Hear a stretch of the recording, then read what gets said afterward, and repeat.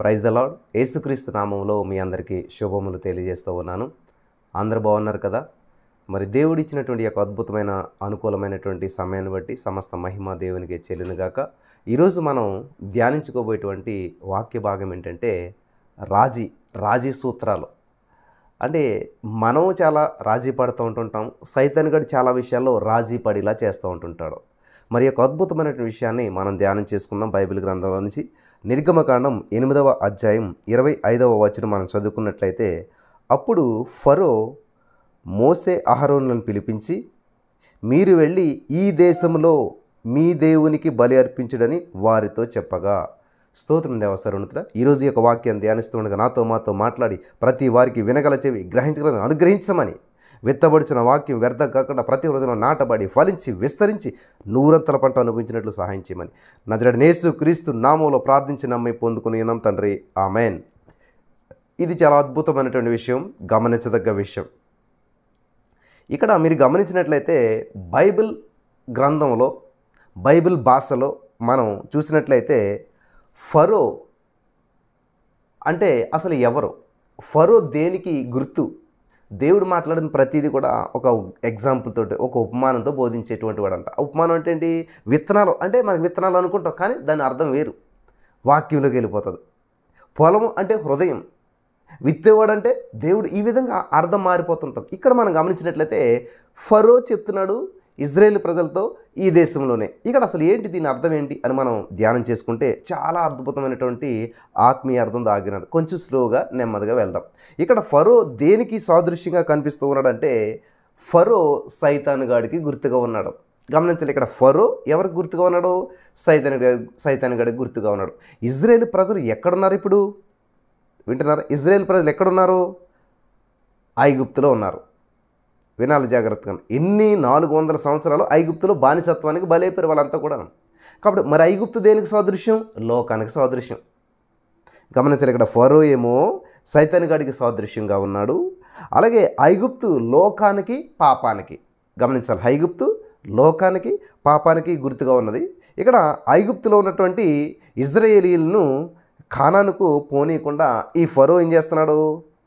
ఇక్కడ మనం చదువుకుంటే 4 విధాలుగా మరి రాజీ ధోరణిలో అతను అడ్డుకుంటూ ఉన్నాడు. గమనించాలి, 4 విధాలుగా ఏం చేస్తున్నాడు? అడ్డుకుంటున్నాడు, రాజీ పడేలా చేస్తున్నాడు అనమాట. చెయ్యొద్దు అన్నట్టుగా లేదు, కానీ చేసుకోండి, కానీ రాజీ.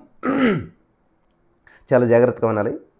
ఈరోజున అద్భుతమైనటువంటి మాటలు పరిశుద్ధాత్మ దేవుడు మనకు తెలియజేస్తున్నాడు. మనిషి ఈ ఐగుప్తు అనేటువంటి లోకంలో పాపంలో ఏ విధంగా రాజీ పడి జీవిస్తున్నాడో, ఏ విధంగా రాజీ పడిలాగా సైతానుడు ప్రోత్సహిస్తున్నాడో అనేటువంటి విషయాలు ఈరోజు బట్టబయలు అవ్వాలి, తెలుసుకోవాలి. మనం జాగ్రత్తగా వినాలి ప్రియులారా. సరే, ఇక్కడ మనం గమనించినట్లయితే నా ప్రియమైనటువంటి సహోదరి స్నేహితులారా, చాలా ప్రాముఖ్యమైనటువంటి విషయం చెప్తున్నాడు పరిశుద్ధాత్మ దేవుడు. నిర్గమకాండం 8వ అధ్యాయం 25 మనం ఇప్పుడు చదువుదాం. అప్పుడు ఫరో అంటే అప్పుడు సైతాన్ గాడు మోసే అహరోనులను పిలిచి, అంటే నిన్ను నన్ను పిలిచి, మీరు వెళ్ళి మనం వెళ్ళి ఏం చేయాలంట? దేశములో మీ దేవునికి బలి అర్పించడని వారితో చెప్పారు. దేవుడు ఏం చేస్తున్నాడు? ఈ దేశాన్ని విడిచి పాలు తేనెలు ప్రవహించే వాగ్దత్త భూములకు రమ్మన్నాడు. ఇది గమనించదగ్గ విషయం ప్రియులారా. అంటే ఇక్కడ ఐగుప్తు అనేటువంటి పాపంలో జీవించవచ్చు, ఇక్కడే జీవించండి, ఇక్కడే ప్రార్థన చేసుకోండి, ప్రార్థన కూడా చేసుకోవచ్చు. ఎంత అద్భుతంగా మాట్లాడుతున్నాను చూసారా ఫరో గారు. ఈ ఐగుప్తు అంటే పాపం అనేటువంటి లోకం అనేటువంటి పాపంలోనే జీవిస్తూ ఇక్కడే మీరు ప్రార్థన చేసుకుంటూ, ఆదివారం ఏమో ఆరాధన చేసుకోండి, సోమవారం ఏమో సినిమాలకు వెళ్ళండి. అంటే ద్వంద్వ జీవితం, 2 రకాల జీవితం. ఇది చాలా మంది జీవితాల్లో ఎదురవుతున్నటువంటి సంఘటనలు. ఆన్లైన్లో చూస్తే సరిపోతుంది, చర్చికి వెళ్ళాలా? గమనించాలి. అంత దూరం వెళ్ళాలా? ఇంట్లో కూర్చుంటే సరిపోదా? మనం గమనించాలి. ఇది చాలా అద్భుతమైనటువంటి విషయాలు. మన మనసు చెప్తుంది అనుకుంటారు, లేదు సైతాను గడు ఎట్లాంటి ప్రేరేపణ చేస్తూ ఉంటుంటాడు. దేవుని సన్నిధికి దగ్గర చేసేది దైవికమైన ఆలోచన, దేవుని సన్నిధికి రాకుండా చేసేది, దేవుని సన్నిధికి దూరంగా చేసేటువంటిది ఇంకా అంత ఈవిల్. అది ఏది దేవుని చిత్తం, ఏది దేవుని చిత్తం కాదు, ఏది సైతానుగాడు ఏది దేవుడు అంటే స్పష్టంగా ఏంటంటే ఏదైతే దేవునికి దగ్గరగా చేసేటువంటి ఆలోచన ఉంటుందో, ఎవరైతే మనుషులు ఉంటారో వాళ్ళు దైవ చిత్తానుసారమైన మనుషులు, దైవికమైన ఆలోచనలు. దేవుని సన్నిధికి రాకుండా దేవునికి దూరంగా ఉండేలా చేసేటువంటి ప్రతి ఆలోచన కూడా అది సైతానుగాడు. ఇక్కడ చూడండి, ఎంతో ప్రేమగా మాట్లాడుతున్నట్టు ఫరో గారు ఏమంటున్నారు, ఎందుకు అంత దూరం ఎందుకయ్యా, ఎక్కడికో వెళ్ళటం ఎందుకు అసలు, అది ఈ దేశంలోనే ఉండండి, ఇక్కడే మీరు ఉండి ఇక్కడే బలి అర్పించుకోండి. ఇప్పుడు చెబుతున్న అర్థం అండి, మీరు వెళ్ళి ఈ దేశంలో మీ దేవునికి బలి అర్పించుకోండి, మీ దేవుడికి అర్పించుకోండి, మీ దేవుడిని పూజించుకోండి, ఎందుకు ఎక్కడికి వెళ్తారు, ఇక్కడే ఉండి. చూస్తారా, ఇదే చాలామంది. దేవుడు ఏమంటున్నాడు, అన్నీ విడిచిపెట్టిరా నా దగ్గరికి, నేను నిన్ను వాడుకుంటాను, నేను నిన్ను హెచ్చిస్తాను, నీకు ఫ్రీడమ్ ఇస్తాను అని చెప్పి దేవుడు చెప్తున్నాడు.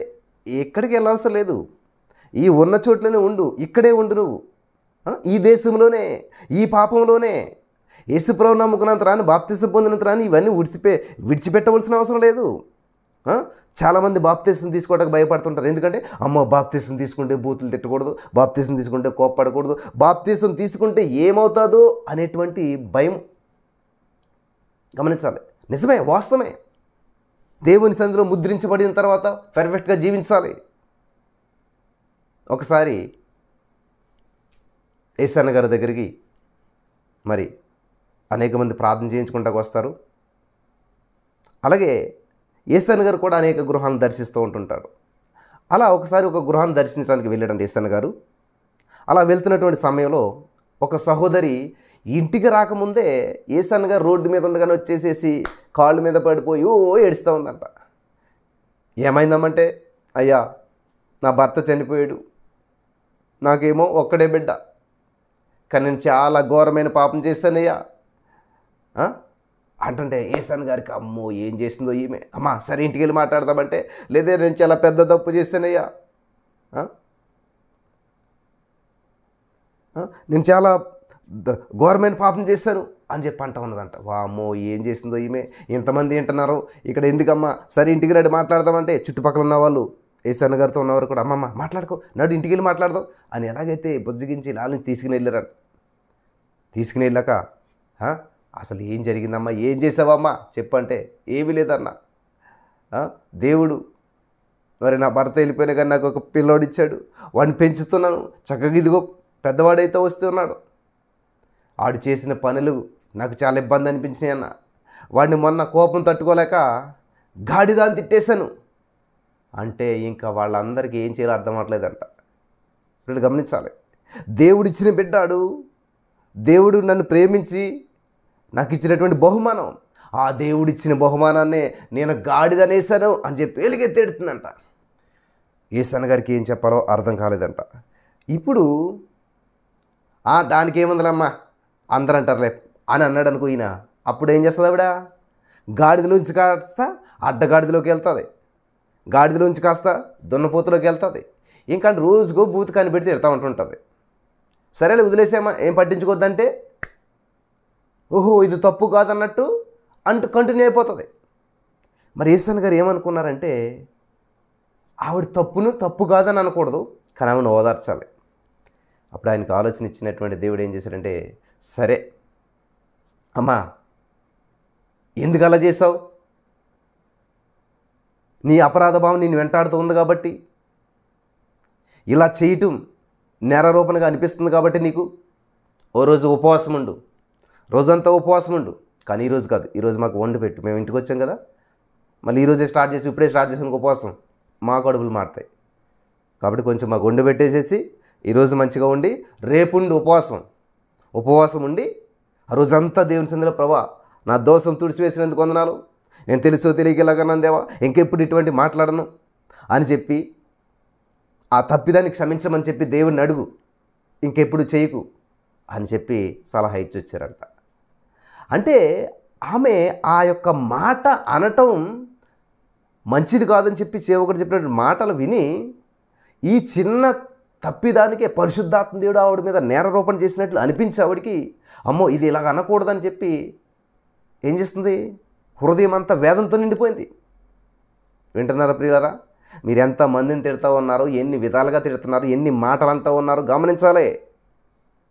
ఏ విధమైన నేర భావన మీకు అనిపించట్లేదు, ఏ విధమైనటువంటి లోపం మీకు అనిపించట్లేదు. చలనం లేనటువంటి పరిస్థితిలో ఉన్నారు చాలామంది. ఈరోజున పరిశుద్ధాత్మ దేవుడు మాట్లాడుతూ ఉన్నాడు. ఆ చిన్న గాడిదని తిట్టినాడు ఎందుకని, ఆవిడకి ఎంత హృదయం వేదంతో నిండిపోయి చూసారా. అది ఒప్పుకొని విడిచిపెట్టేంత వరకు అతిక్రమలు దాచిపెట్టేవాడు, వర్ధిల వాడిని ఒప్పుకుని విడిచిపెట్టేవాడు కనికరం పొందుతాడు. అది పరిశుద్ధాత్మ దేవుని ద్వారా జరిగేటువంటి కార్యం. ఇక్కడ మనం చూసినట్లయితే ఫరో అంటే సైతానుగాడు ఏం చేస్తున్నాడు, ఈ దేశంలోనే అంటే ఈ లోకంలోనే అంటే ఈ పాపంలోనే జీవిస్తూ నువ్వు బాప్తిసం పొందు, నువ్వు చర్చికి వెళ్ళు, నీ పనులన్నీ నువ్వు మామూలుగా చేసుకో, మునుగు ఏమవుతుంది ఏం కాదు, బాప్తిసం మాత్రం తీసుకో, ఆదివారం మాత్రం చర్చికి వెళ్ళు, సోమవారం మాత్రం సినిమా హాల్లో ఉండు, మంగళవారం మాత్రం అక్కడుండు, బుధవారం మాత్రం ఇక్కడుండు, గురువారం అక్కడుండు, శుక్రవారం అటు ఇటు తిరుగు, శనివారం ఇటు తిరుగు, ఆదివారం వెళ్ళు చాలు, మిగతా రోజులన్నీ నీ ఇష్టం, ఇలాగే ఏమైనా పర్లేదు, ఆదివారం ఆరాధన చేసుకో, ఆదివారం వాక్యం విను. కానీ బూతులకి ఏం పర్వాలేదు, అందరూ చేసేటువంటిదే. సినిమాలు కూడా అందరూ చూస్తూనే ఉంటారు, సీరియల్ అందరూ చూస్తూనే ఉంటారు. ఇట్లా గమనించాలి. ఇవన్నీ నీలో మాటలు వస్తున్నాయంటే, నీ మనసులు ఇటువంటి మాటలు వినిపిస్తున్నాయంటే పర్వాలేదులే, చర్చికి వెళ్ళకపోయినా పర్వాలేదు, లేకపోతే దేవుని వాక్యం వినకపోయినా పర్వాలేదు, ఇటువంటివి గమనించారు. ఇక్కడ ఏం చేస్తున్నాడు, వెళ్ళొద్దని చెప్పట్లేదు. చాలా తెలివిగా ఉంటుంటాడు సైతానుగాడు. దేవునికి దగ్గరగా ఉన్నటువంటి వాడు కదా, ఆలోచనకర్తకు చాలా దగ్గరగా జీవించాడు కదా సైతానుగాడు. గమనించాలి. దేవుడికి దగ్గర జీవించాడు కదా అని ఎలా ఉంటాయంటే అలా ఉంటాయన్నమాట. కాబట్టి ఇక్కడ మనం గమనించవలసిన విషయం ఏంటంటే ఫరో వద్దు అనట్లేదు, వెళ్ళమంటున్నాడు. కానీ ఇక్కడే ఉండు, ఈ దేశంలోనే ఉండు, ఈ పాపంలోనే జీవించంటున్నాడు. ద్వంద్వ జీవితం, రెండు రకాల జీవితం, లోకానుసారమైన జీవితం. రాంగ్ రూట్లో వెళుతూ నీ గమ్యస్థానాన్ని చేరుకోవాలంటే ఎప్పటికీ చేరుకోలేవు. వింటున్నారా? రాంగ్ రూట్లో వెళుతూ రాంగ్ రూట్లో ప్రయాణం చేస్తూ నువ్వు చేరవలసిన గమ్యానికి చేరుకోవాలంటే నీ జీవితంలో ఎప్పుడూ చేరుకోలేవు. ఇది వాస్తవం. హైదరాబాద్ రావాలనుకుంటే బెంగళూరు వెళ్ళి బస్సు ఎక్కితే ఎప్పుడు రావు, నువ్వు ఎప్పటికీ నీ రూట్ వేరైపోతుంది. కాబట్టి నువ్వు రోజున పరలోక రాజ్యం వెళ్ళాలి, దేవునికి సంతోష పెట్టాలి, దేవుని మహిమార్థంగా జీవించాలి అనుకుంటేనే లోకంలో జీవిస్తే హౌ ఇస్ ఇట్ పాసిబుల్? నీ దారి వేరైపోయింది, నీ ప్రయాణం వేరైపోయింది. దేవుని సంధిలో నువ్వు ఎలా వర్ధిల్లగలుగుతావు? ఇదే డెడికేషన్, ఇదే ప్యాషన్, ఇదే నీ యొక్క ఏమంటారు పట్టుదల, అక్కడే తెలిసిపోతుంది. లేదన్నా ప్రతిరోజు 3:30కు నేను ఉంటాను, ఈ 31 days లేకపోతే ఈ రోజు అన్ని రోజులు ఖచ్చితంగా నేను ఉంటాను. ఎస్, ఏమైపోయింది అన్నా, ఈరోజు లేవలేకపోయింది, ఇది అవ్వలేకపోయింది, ఎంత ప్రయత్నించేస్తున్నానో. కానీ చూసారా, పర్వాలేదు పడుకో, ఏమవుతుంది ఒక రోజు, ఆదివారమే కదా, ఎలాగ దేవుని సన్నిధికి వెళ్తావు, మళ్ళీ ఈరోజు కూడా 3:30 లేసి ప్రార్థించాలా? చూసారా, ఫరో మాటలు వినిపిస్తున్నాయా మీకు? ఫరో లాంటి మాటలు నీ మనసులోంచి నీకు వినిపిస్తున్నాయా? ప్రతిరోజు చెయ్యాలా? దేవుడికి అర్థం కదా? నీకున్న సమస్య తెలీదా? నీకు బీపీ ఉంది, షుగర్ ఉంది, థైరాయిడ్ ఉంది, సమస్య ఉంది, హార్మోనల్ ఇంబ్యాలెన్స్ ఉంది, ఫైబ్రాయిడ్స్ ఉన్నాయి, గడ్డలు ఉన్నాయి, రోగం ఉంది, నొప్పి ఉంది. ఇంత బాధతో 3:30 లేసి స్తుతించకపోతే దేవుడు ఏమైనా బాధపడతాడా? దేవుడు అర్థం చేసుకోడా? చూసారా సైతాన్ గడు ఎట్లాగా ట్రాప్ చేసేస్తున్నాడు మిమ్మల్ని. ఎగిప్తే వెళ్ళాలా మీరు? ఎందుకు ఆ దేశంలో అంత దూరం ఎందుకు? ఇక్కడే మా దేశంలో చేసుకోండి, మా దేశంలో బలర్పించుకోండి.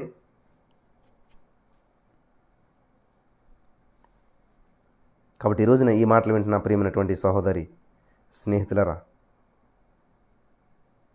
చాలా జాగ్రత్తగా వినాలి. సైతాన్ గాని యొక్క ట్రాప్లో మీరు ఒకవేళ పడిపోతున్నట్లయితే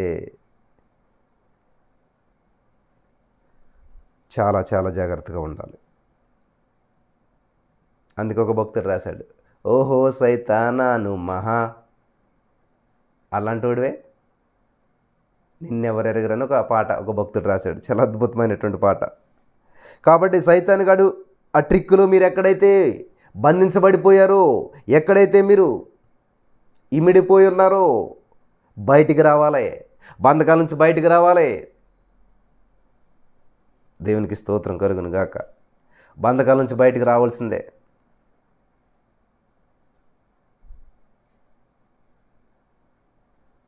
బిడ్డ తల్లి గర్భం నుంచి బయటకు వస్తేనే పెద్దవాడు అవుతాడు, బాగుపడతాడు, ప్రయోజకుడు అవుతాడు.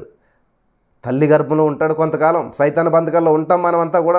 అక్కడి నుంచి వచ్చినటువంటి వారమే, సైతాను చేత బంధకంలో ఉండేటువంటి వాళ్ళమే.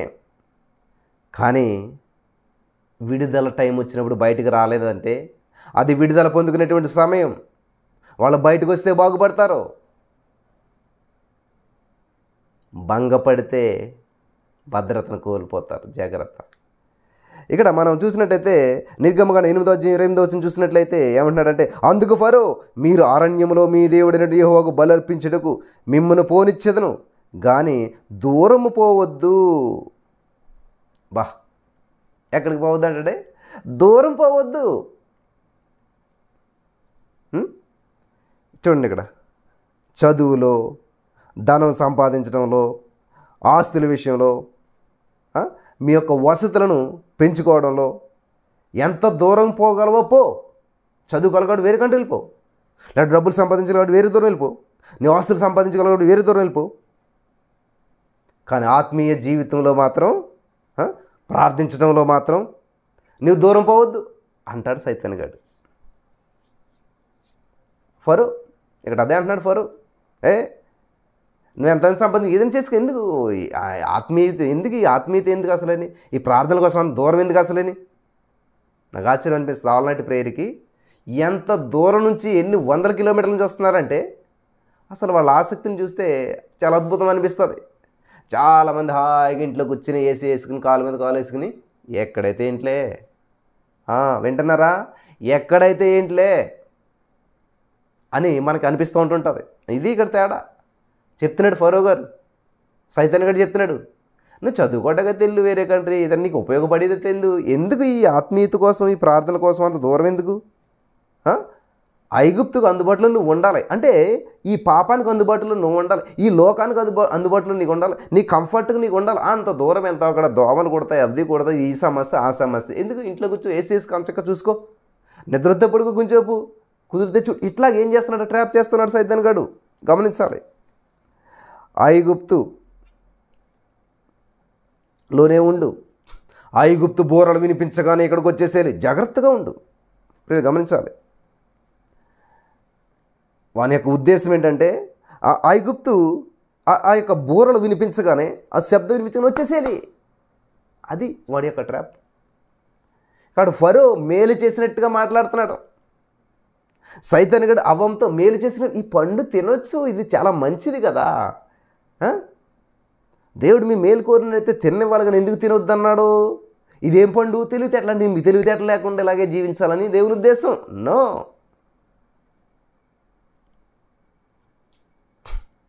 ఏం చేసినా నా దేవుడు మంచి చేస్తాడు, నా దేవునితో కన్ఫర్మేషన్ తీసుకుని నేను డెసిషన్ తీసుకుంటాను అంటే ఈరోజు నేను తప్పుపోరు. ఈ అప్పు చేసే ముందు, ఈ పని చేసే ముందు దేవుడు కన్ఫర్మేషన్ తీసుకుంటే ఎంత బాగుండేది? లేదు. ఇలా ప్రార్థన చేసినట్టు అలాగ ఒప్పించేశారు కాబట్టి దేవుడు ఇప్పించేయడం అనుకున్నాను. ఇలా ప్రార్థన చేస్తే ఆయన చూపించాడు, అడిగేస్తాను, ఇచ్చేశారు. కాబట్టి ఇది దేవుడి ఉద్దేశం, దేవుడి చిత్తం అనిపించేసింది. మీరు అనేసుకున్నదల్లా దేవుని చిత్తం అయిపోతే ఎలాగా? కళ్ళు మూసుకుంటే ఇలా కనపడితే దేవుని చిత్తం అయిపోతే ఎలాగ అసలని? ఒక వ్యక్తి మనసు అర్థం చేసుకోవాలంటే మనకి ఎలా తెలుస్తుంది? ఆ వ్యక్తితో సహవాసం చేయాలి. అలాగే దేవుడి మనసు మనకు అర్థం చేసుకోవాలంటే ఏం చేయాలి? దేవుని మనసు బైబిల్ చదివించలేదు. సడన్ ఇట్లా తీస్తారు, ఏదో చిలకతో తీసుకోలో చిలకొచ్చి ఒక పేపర్ తీస్తే ఆ పేపర్ చదివేస్తాడు. ఓ నీ జీవితం ఇలాగా అలాగని చెప్పేస్తాడు. నీ జీవితాన్ని చెప్పి వాడు ఇంటింటికి వచ్చి ఎందుకు అడుక్కోవాలి అసలని? ఇంటింటికి ఆ చిలకను భుజాన్ని వేసుకుని ఎందుకు తిరగాలి? ఆలోచించవా? లేదు. ఆ భుజాన్ని చిలక వేసుకుని వచ్చి ఆ చిన్న పేపర్ తీసి ఆ పేపర్లో చదివేస్తే ఈ జీవితం ఇది ఎలా, ఓ నమ్మేసేసి. ఎంత అజ్ఞానం తెలుసా? హల్లెలూయా. కాబట్టి ఇక్కడ ఏం చేస్తున్నాడు? దూరం పోవద్దు, రిస్క్ తీసుకోవద్దు. ఇక్కడ మరియమ్మ గారు కూడా నీకులాగా ఆలోచించి, అమ్మో ఇంత రిస్క్ నేను తీసుకోను, కన్యకన్యను ఇప్పుడు పెళ్ళిప్పుడే కుదిరింది అసలేని, ఇప్పుడు కన్సీవ్ అయ్యానంటే నా భర్తనన్ను విడిచిపెట్టేస్తాడు, ప్రజలు రాళ్ళతో కొట్టేస్తారు, నా జీవితం గందరగోళం అయిపోతుంది అని ఆలోచించి ఉండాలి కదా ఆవిడ. ఇప్పుడు గమనించాలి. కానీ ఏం చేసింది? వెళ్ళింది, ఆత్మీయ లోతుల్లోకి పోయింది, ఆత్మీయతలో చాలా ఎత్తు ఎదిగింది, చాలా దూరం వెళ్ళింది. దేవునికి స్తోత్రం కలుగును గాక. హల్లెలూయా. రాజీ సూత్రాలు చెప్తున్నాను నేను, రాజీ పడినటువంటి జీవితాల గురించి చెప్తూ ఉన్నాను. ఈరోజు మీలో చాలామంది రాజీ పడిపోరు. ఎర్లీ మార్నింగ్ లేవాలనుకుంటారు కానీ దుప్పటి ముసిగేస్తారు. అలారం కొడతా ఉంటుంటే దాన్ని ఒక దెబ్బేస్తారు. ఫోన్ మోగుతుంటుంటే దాన్ని నోరు నొక్కేస్తుంటుంటారు. ఇన్ని సిమ్టమ్స్ ద్వారా, ఇన్ని సింబల్స్ ద్వారా దేవుడిని రేకెత్తిస్తూ లేపుతూ ఉంటున్నా కూడా కుదరట్లేదండి, ఆరోగ్యం బాగోలేదండి, ఇది సమస్య అండి. సమస్యలు చెప్పొద్దు, పరిష్కారాలు ప్రకటించండి. హల్లెలూయా. మన దేవుడు సమాధానకర్త, సమాధానాలు ఇచ్చేటువంటి వాడు దేవుడు. మన దేవుడు ప్రశ్నల దేవుడు కాదు. దూరం పోవద్దు, ఈ దేశంలోనే ఇక్కడే ఉండు. ఈ భక్తి చాలు నీకు, ఇంకెందుకు, ఇంకా కష్టపడతావు ఎందుకు, ఇంకేం కావాలి నీకు? చాలు, ఈ ప్రార్థన చాలు, 2 నిమిషాలు చాలు. అంత గంటలు ఎందుకు, గంటలు వాక్యం వినాలా?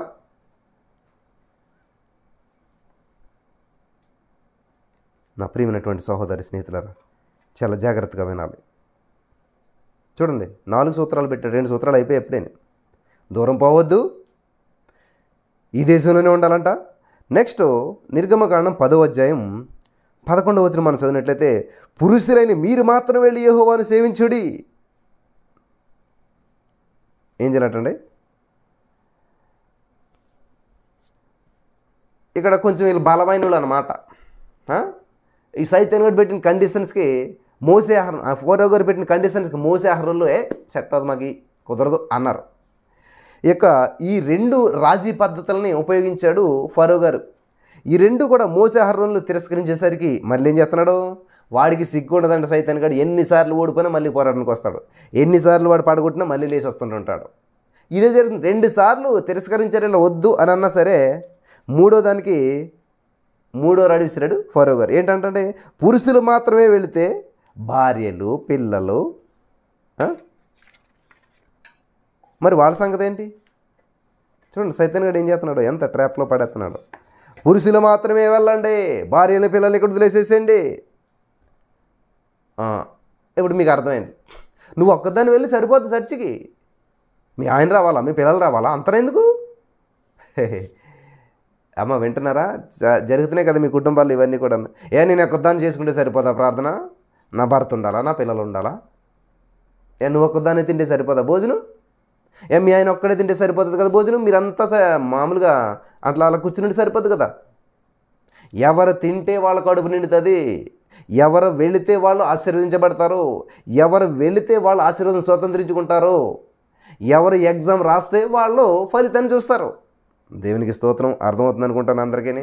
పురుషులు మాత్రమే, ఎంతగా బాగా చెప్తున్నారు, పురుషులని మీరు మాత్రం వెళ్ళి యెహోవాను సేవించండి. అబ్బా, ఏం చేయాలంటే సేవించండి, ప్రార్థన చేసుకోండి, దేవుని స్తుతించండి, మహింపరచండి. ఎందుకు ఆ కుటుంబాన్ని అంతా తీసుకెళ్ళి అక్కడ గందరగోళం చేస్తారు? ఎందుకు ఈ కుటుంబ సమేతంగాను? టైం వేస్ట్ కదా ఇదంతా. సైతాన్ గారు చెప్పే మాట ఎంత బాగుంటుందో, చాలా మెప్పించేస్తాడు మనల్ని. చాలా రాజీ పడినటువంటి జీవితానికి ప్రోత్సహిస్తూ ఉంటుంటాడు.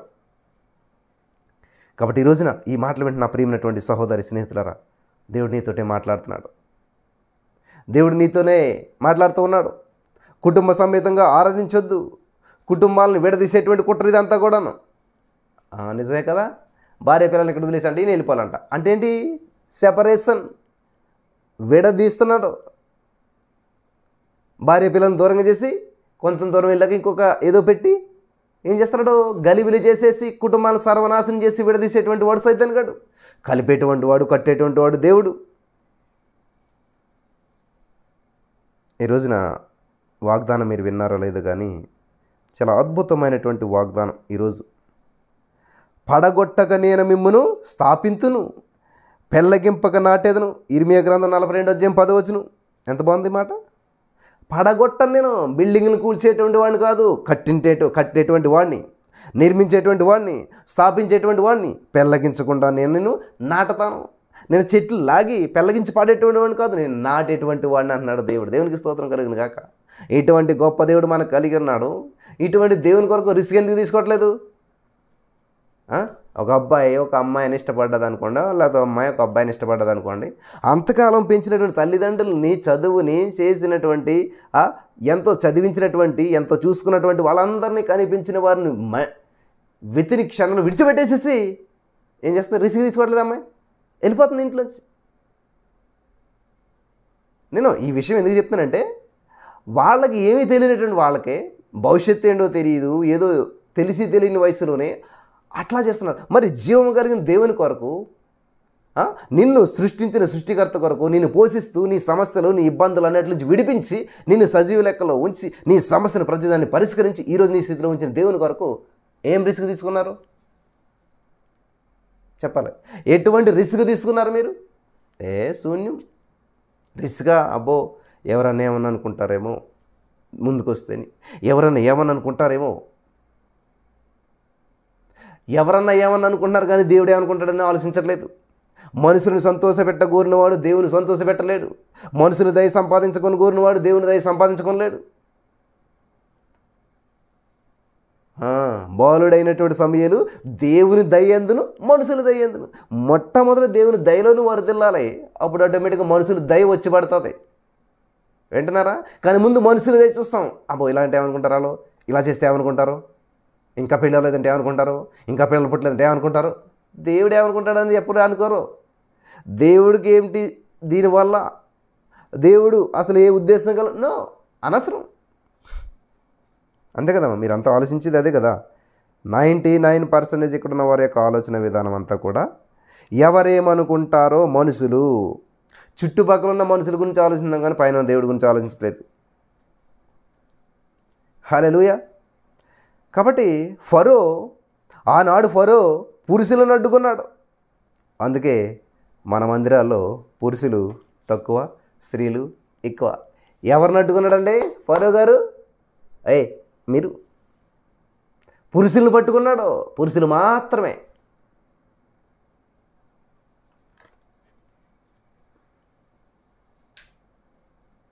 పురుషులను అడ్డుకున్నాడు అంటుంది. ఎందుకంటే పనిచేస్తే ఆలే కదా, హెడ్ ఆలే కదా కుటుంబానికి. సైతాన్ గడి కుటుంబంలో పట్టుకుంటే మొట్టమొదటి ఎవరిని పట్టుకుంటాడో? యజమాని, కుటుంబ యజమాని, హెడ్. పాము దొరికిందని ఏం చేస్తే తలకాయ చిత కొట్టేస్తాం. అంతే కదా. ఒక వ్యక్తికి కాళ్ళు జైలు తీసేసిన బతికేస్తాడు. ఈ సగం బాడీ లేకపోయినా బ్రతికేస్తాడు. కానీ అన్నీ ఉండి తలక లేకపోతే చచ్చిపోతాడు. తలకి ఏమైనా కూడా, ఎందుకంటే తలలోనే కళ్ళు, తలలోనే చెవులు, తలలో అన్నీ హెడ్. కాబట్టి సైతాన్ గాడి యొక్క ఉద్దేశం ఏంటి? హెడ్ని పట్టుకుంటాడు. ఒరే ఆయన హెడ్ని పట్టుకుని పని అయిపోద్ది అంటారు కదా.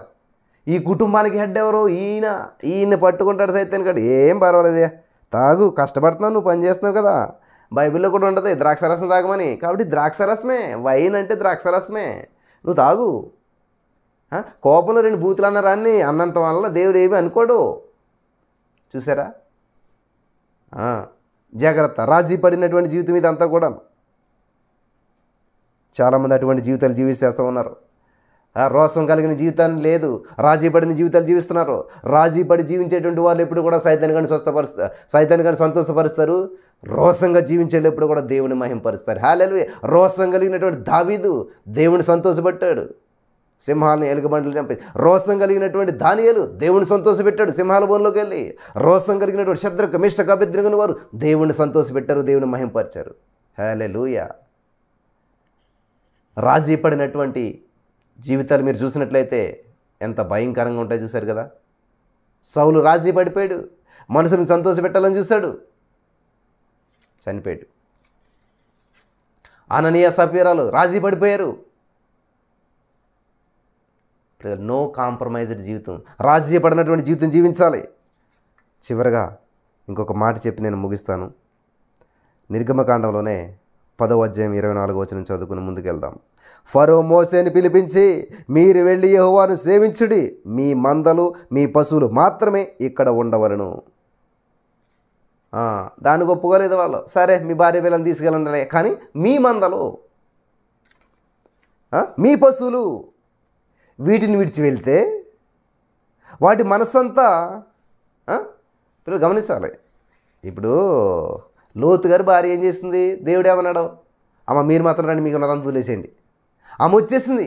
ఇంట్లో బంగారం, ఇంట్లో ఆస్తి, అల్లుళ్ళు అన్నీ కూడా విడిచిపెట్టి వచ్చేసారు. కానీ ఆవిడ మనసు ఏం చేస్తుంది? మనిషి ముందుకు వస్తుంది కానీ మనసు వెనక్కి వెళ్తుంది. మనిషి ముందుకు అడుగులేస్తుంది కానీ మనసు వెనక్కి లాగుతుంది. కాడికి ఏది నెగ్గింది? సైతాన్ గడే నెగ్గాడు, లాగాడనకే. చూడు ఏం కాదు, ఒకసారి చూస్తేనే అంటాడు. అంతే, అంతవరకు నాడు. చూసాక ఇంకేమైనాడు అనవసరం. నువ్వు సర్వనాశనం వాళ్ళ ఉద్దేశం. చూడు చూడు చూడు అని సైతాన్ని కూడా ప్రోత్సహించేసేసి ఎలాగైతే ఒక లుక్ వేయించడానికి అంతే అలాగైపోయింది ఉప్పు స్తంభం వాడు. వింటున్నారా? లోతు భార్య ఉప్పు స్తంభం అయిపోవటానికి కారణం ఏంటి? మంచిగా ముందుకు నడవాలి కదా ఆవిడ, చూడకూడదని చూసేసింది. కాబట్టి ఇక్కడ ఏమంటున్నాడు, ఇక్కడ సైతాన్ అదే ఫరో గారు ఏమంటున్నాడు ఇక్కడ, వీటిని విడిచి వెళ్ళండి అయ్యా అంటే అర్థం ఏంటి అక్కడ? వాళ్ళ మనసంతా కూడా ఆ మందలపైనే ఉంటుంది, మనసంతా మందలపైనే ఉంటుంది. మరి మనసు అక్కడ ఉంటే మనసు లాగితే ఏం చేస్తారు? మళ్ళీ పాత జ్ఞాపకాలు గుర్తొచ్చేలాగా మనసులో చేసి సైతాన్ గడు వెళ్ళి పర్వాలేదులే. అమ్మ వింటున్నారా? మీరేదైతే విడిచిపెట్టేశారో దాని ద్వారా మళ్ళీ వెనక్కి లాక్కునేటువంటి ప్రయత్నం ఇదంతా కూడా సైతాన్ గడు కుయుక్తి. విడిచిపెట్టిన దాని కొరకు మళ్ళీ వెనక్కి వస్తారని చెప్పి ఇక్కడ ఏమంటున్నాడు? అంతేకాదు, దేవునికి బలులు అర్పించాలంటే అవి తప్పనిసరిగా కావాలి. వెళ్ళండి అయ్యా, కానీ ఎంటీ చేతులతో వెళ్ళండి. మందల్ని ఇక్కడ ఉంచేసేయండి. అసలు దేవుడికి బలి అర్పించాలంటే ఇవి ఉండాలి, కానీ ఇవి మాత్రం తీసుకెళ్ళొద్దు. వీటిని ఇక్కడే ఉంచండి, రిక్త హస్తాలతో ఖాళీ చేతులు తెలిపోండి. బా, సైతాన్ గారు చూసారు ఎంత ట్రాప్ చేస్తున్నాడు, ఎంత రాజీ పడేటువంటి జీవితం జీవిస్తున్నాడు.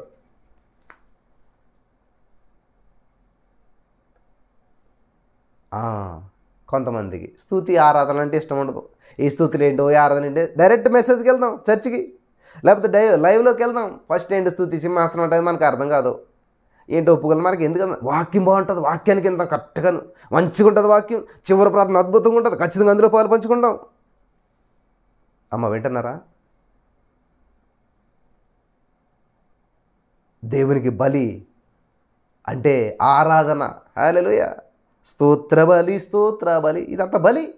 నువ్వు చేసే ప్రతి స్తుతి స్తోత్రాలు ఇవన్నీ కూడా బలి. ఈ బలి అర్పించడం సైతాన్ గడికి అసలు ఇష్టం ఉండదు. బలి అనేటువంటి ఆరాధన చేయకుండా సైతాన్ గడు నిన్ను చూస్తూ ఉంటుంటాడు, చేయనివ్వకూడదని చెప్పేసి.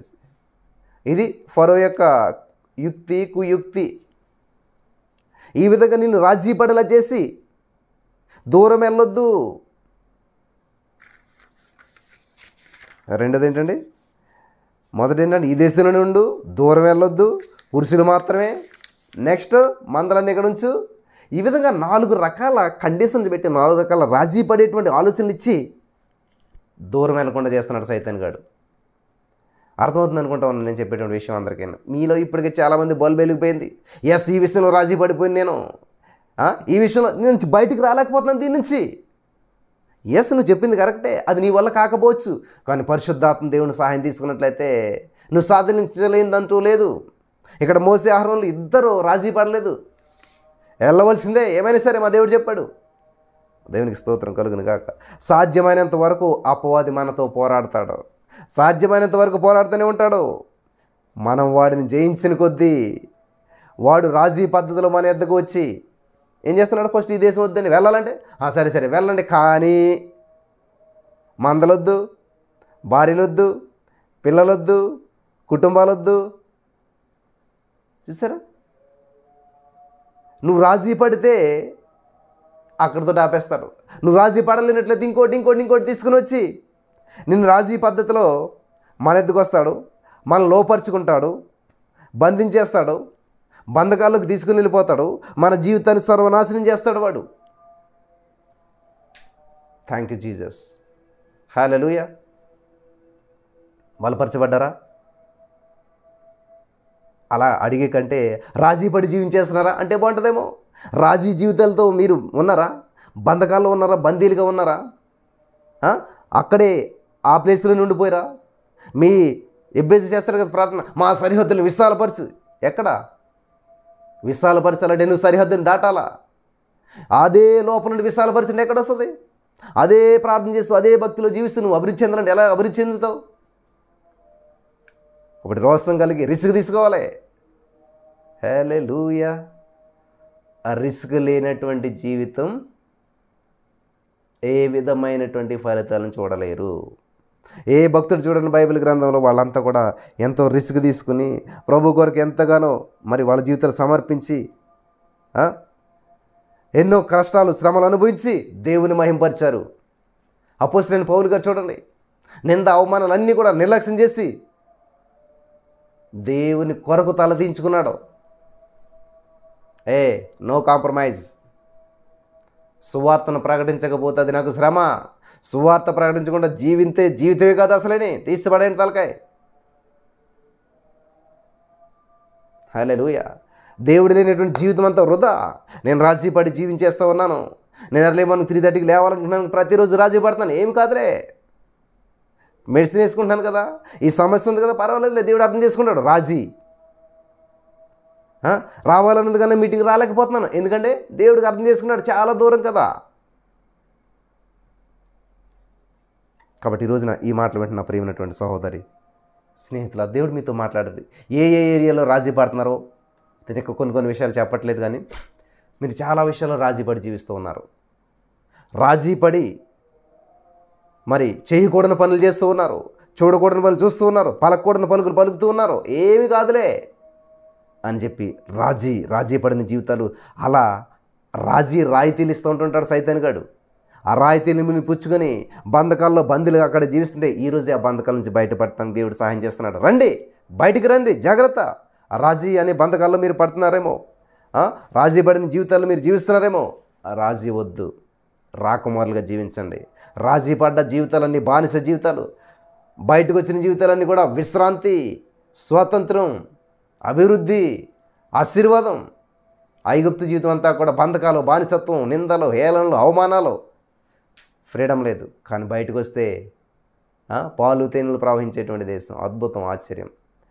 మరి ఈరోజు నీ యొక్క వర్తమానం ద్వారా మీరు బలపరచబడ్డారని చెప్పి నేను నమ్ముచున్నాను. ఒకవేళ మీ జీవితాలు దేవునికి వ్యతిరేకంగా ఉంటే సరి చేసుకోండి. నిజమే దేవా, నేను రాజీ పడుతున్నాను, రోషం కలిగి జీవిస్తాను. రాజీ పడి జీవిస్తున్నావా, రోషం కలిగి జీవిస్తున్నావా? హల్లెలూయా. రాజీ పడి జీవిస్తున్నావా, రోషం కలిగి జీవిస్తున్నావా? ప్రశ్నించుకో, హృదయం మీద చేయెత్తుకో, అడగండి, హృదయంతో మాట్లాడండి. నా జీవితం రాజీ పడిపోయినే, ఇదిగో ఈ శరీరం వల్లే, ఈ జబ్బు వల్లే, ఈ సమస్య వల్లే, ఈ బంధకాల వల్లే, ఈ కుటుంబం వల్లే నేను రాజీ పడిపోయానే. ఈరోజు నేను రాజీ పడను, రోషం కలిగి జీవిస్తాను. ఈ రాజ్య సూత్రాల నా దగ్గర పనిచేయవు. ఓ సైతానా, నీ రాజ్య సూత్రాల దగ్గర పనిచేయవు. మోకరించండి. ఎస్ఏ నీకు వందనాలు. ఇదిగో ఫరో అనేటువంటి సైతాను ద్వారా, సాదృశ్యంగా ఉన్న సైతాను సూచనలు మాకు తెలియజేశావు. ఎవరైతే రాజీపడి జీవిస్తూ ఉన్నారో వారందరి జీవితాలు విడిపించావు. నీకు వందనాలు. నీ కొరకు జీవించే జీవితాలు మాకు ఇచ్చినందుకు వందనాలు. సమస్త మహిమ, ఘనత, ప్రభావాలు మీరే తెచ్చుకొని అనేక మందికి దీవెనకరంగా నీ నా మహిమార్థం నడిపించమని, విత్తబడిన వాక్యం వ్యర్థం కాకుండా ప్రతి హృదయం నాటబడి ఫలించి విస్తరించి నూరంతల పంట పండినట్లు నువ్వు సహాయం చేసినందుకు వందనం చెల్లిస్తూ ప్రతి వారు తీసుకుని నిర్ణయాలు స్థిరపరచమని నజరేయుడైన యేసుక్రీస్తు నామములో ప్రార్థించి నమ్మి పొందుకునేనామో పరమ తండ్రి, ఆమెన్. యేసు రక్తమే జయం, శిలువ రక్తమే జయం. అపవాది